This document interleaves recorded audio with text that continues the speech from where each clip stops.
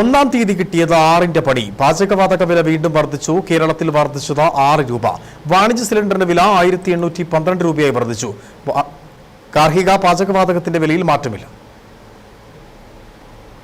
ഫെബ്രുവരി 1 വാണിജ്യ സിലിണ്ടർ വില 1806 രൂപയായിരുന്നു. ഇതാണ് ഒറ്റയടിക്ക് 6 രൂപ കൂടി വർദ്ധിപ്പിച്ച് 1812 എത്തിയത്. എന്നാൽ ഗാർഹിക ആവശ്യത്തിനുള്ള സിലിണ്ടർ വിലയിൽ മാറ്റമുണ്ടായിട്ടില്ല.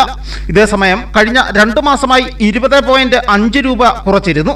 ഇതിനു മുമ്പുള്ള 5 മാസമായി 172.50 രൂപ കൂട്ടിയിരുന്നു. ഡിസംബറിൽ മാത്രം 62 രൂപ കൂട്ടി. പാചകവാതക വിലവർദ്ധനവ് ഏറ്റവും അധികം തിരിച്ചടിയാകുന്നത് ചെറുകിട ഹോട്ടൽ വ്യവസായത്തിനെയാണ്.